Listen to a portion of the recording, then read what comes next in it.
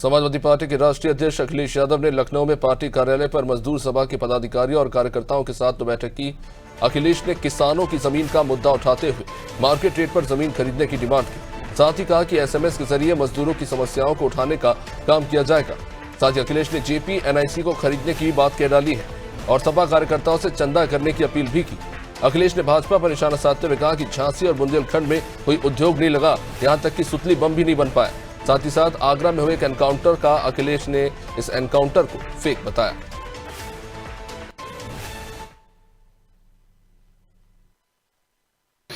ऐसा है, हर दिन हम ये पढ़ते हैं अखबारों में, कई बार आप लोगों ने भी लिखा होगा कि जेपी एनआईसी बिक रहा है।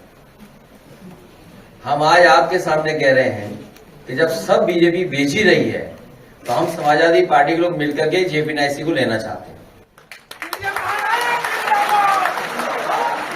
इसलिए लेना चाहते हैं जो उन्होंने औरों को कीमत लगाई हो, जो उन्होंने औरों को बेचने के लिए कीमत गुपचुप लगाई हो, वही कीमत हम लोग देने को तैयार हैं। और इसलिए क्योंकि इससे न केवल हमारा इमोशनल अटैचमेंट है जेपी एनआईसी से, बल्कि हमें आइडियोलॉजिकल अटैचमेंट बहुत बड़ा है।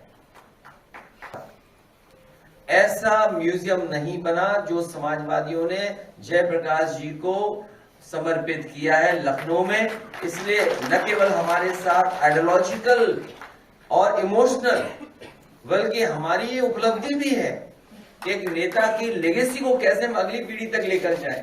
इसलिए जब सब बीजेपी बेच रही है तो हम ये खरीदना चाहते हैं समाजवादी लोग मिलकर। पूरे प्रदेश और देश के समाजवादियों से मैं अपील करूंगा कि वो हमें चंदा भी देंगे। एक काय वॉलंटियर्स हमें चाहिए जो लोगों की मदद करेंगे। उन्हें कैसे पता वॉर होने जा रहा है? ये सोचने की बात है। मैं आपसे कह रहा हूं, अरे देश बचाओ, हम सब बचेंगे तभी। ने भारतीय जनता पार्टी को अयोध्या की धरती से हरा दिया था और पूरे देश में संदेश दिया था कि कम्युनल पॉलिटिक्स का अंत होगा, कम्युनल पॉलिटिक्स और आगे नहीं बढ़ेगी। झांसी के लोग, किसान भाइयों से भी कहूंगा, इन भारतीय जनता पार्टी को सबक सिखाएं।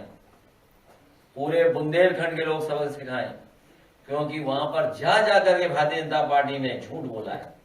मिसाइल बनाएंगे, फाइटर पायलट, वो फाइटर एयरक्राफ्ट बनाएंगे।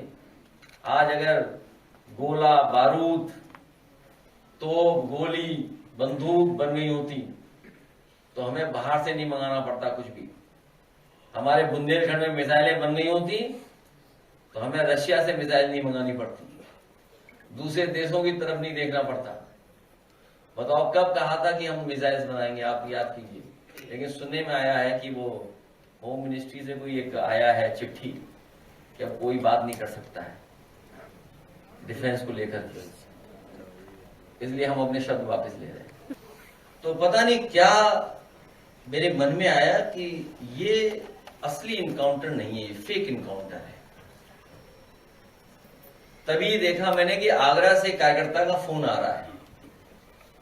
मैंने फोन उठा लिया तो जानकारी हुई कि सरकार के लोगों ने उसका गलत नाम चलवाया है।